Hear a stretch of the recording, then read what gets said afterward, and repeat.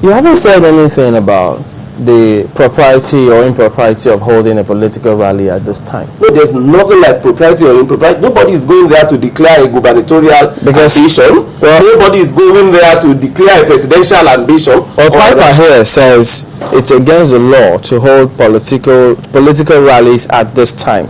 He says the police was just enforcing the law. No, that is mark of sheer ignorance. How can you say it is? It is only when it is campaign.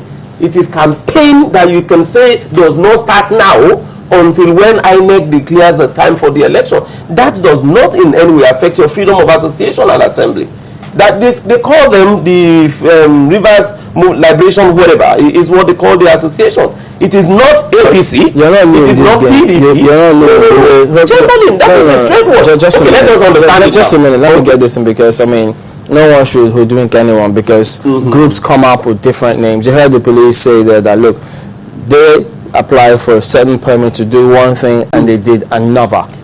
So how about looking at all the facts and report and see, look, what exactly is all of this going on? If they come up with this name, it doesn't mean that it won't turn out to be politics. Brother, let us not deceive ourselves. Even if they call it whatever name, what he was talking about with the gatherings of the political leaders of APC, or what is wrong with that? What is the crime in doing that? Amisha has declared to be APC. He can afford to host anybody there. I mean, why do we encourage all this kind of outright, wrong statements that are coming from left, right, and center? Why wouldn't you also believe the police? Because he also posed a challenge that you should show any evidence. Because if truly someone was shot at, you definitely the first sign, even to any other human who is not an expert in gun handling, is blood. No. And yes, Mr. Ombu did say that you should show him an evidence if you say live bullets were used. No, I never even said that. For me, I have not been even getting to the stage of either live bullet, rubber bullet. For me, the first thing that I would say is, even looking at Magnus Abbey on the bed, he still had his singlet or whatever on. Rubber bullets. No, I said they alleged that rubber bullets were used. I wasn't there. No, that's what I'm telling you now. When I saw Abbey, I saw him still with the singlet. For me, the simple logic is, would you have suffered a gunshot and then you would still be in that position? But that is by the way.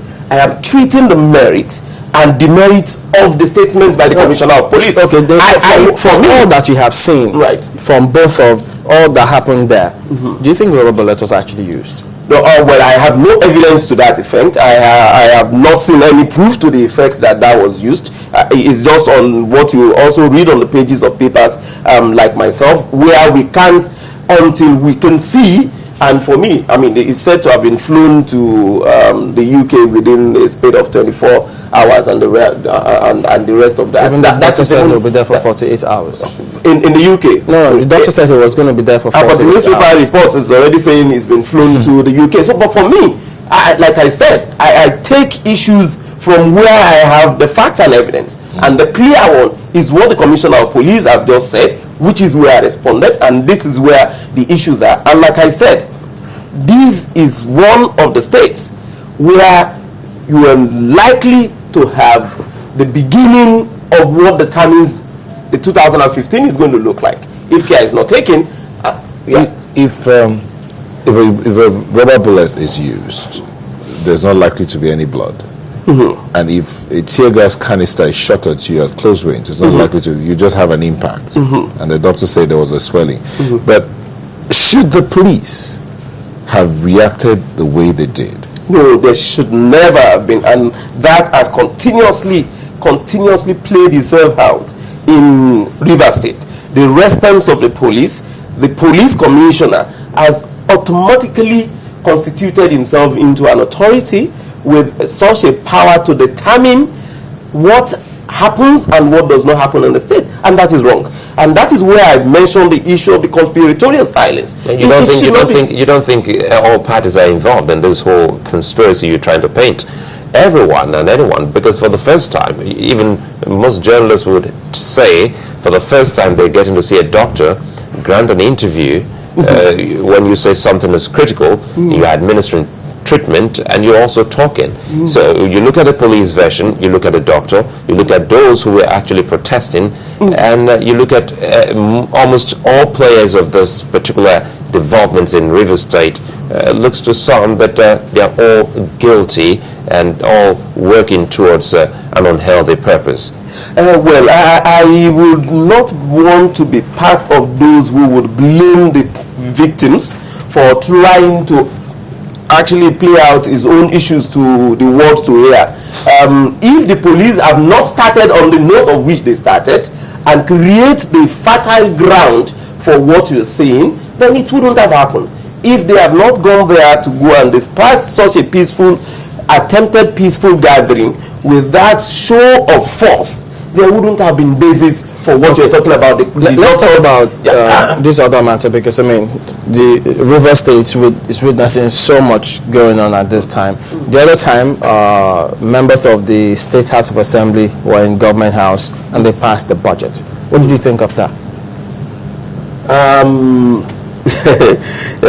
It's still the whole challenge of this shenanigan that is happening in the system. I mean, if care is not taken, 2 states, for me, would lead to what would become a measure of irreversible, breach of peace and order, and also constitutional operation of Nigeria.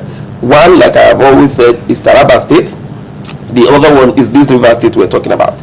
The River State situation is creating every kind of opportunities for those who are under what you can call superior force from above, creative, every innovative means of having their way within the ambit of the law. It was almost like what you had it with with Abia State, when the current governor was to be sworn in 2007.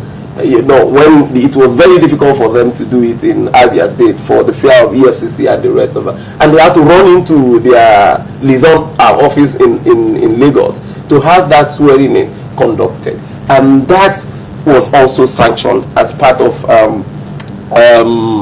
acceptable means of conducting that, because it was not actually challenged in court by anybody to prove contrary to that. But for the fact that the House of Assembly is already under siege for either the police or the law that is there to actually prevent them from sitting in the House, and they need to find within the majority to sit and then pass the budget. Then until it is taken to court. Yeah, that is still part of the government house. Was it appropriate for them to have done that in the government house? Well, within the government of River State, just like I said, within the ambit of the building that belongs to the government of River State, then there's nothing wrong with that. Is nothing wrong with passing the budget in the government house? Yeah. Do they have the majority? What are the component major basic reasons to have the budget passed? It was there a law specifically violated in the process of passing that budget? So tomorrow any other states can go ahead and pass the budget in any government house, and you won't have a problem with that? No, if they meet, that's what I said, if they meet the constitutional provisions and stipulations on how to pass the budget, then there's nothing wrong with that. If the House of Assembly is under construction and it is not conducive, provided a few people, 4 or 5 people are not gathering in an hotel and then saying they are passing a budget, it is within even if it's government hotel. The precinct. No, that is that. Yeah, you have said an hotel. Yeah, you said it. No, you said within government the building. No, government building. What if they go contrary to their own extant rules? Sorry? They have their rules of operation. They have their rules of operation. According to them, they breached it by passing it immediately. They were supposed to discuss it for like 2 days. Did they tell you they've not been discussing? No, they said that's all the standing orders. That's their standing rule. They looked at the budget and passed it the same day. No, the discussion is the fact that you are seeing a day they sat to discuss. Was there any proof that they've not been having committee meeting? It was not passed. The budget was not given to them before that day. No, was it passed? The budget was presented that day and was passed that day. It was passed the day the governor presented it to them. Exactly. Yes. No, that was what happened. Yeah. No, I'm not having that information. You said it was done within the same day the governor presented it. Then we need to go and then people need to go and challenge it in court if that is the situation. If that has breached a standing rule, and that's why I said, was there a law or a rule of the House violated? If there is one, like you have said, presented, passed that day, then there's a need for people who are there. And those are the kind of legal means and legitimate ground through which they can challenge what is happening without this arbitrary use of the law. And that is what we've seen happening within the system. Thank you for coming on, Mr. Olanrewaju Suraj. We'll be back after this and get more perspectives on what's going on in Rivers State. Please join us again.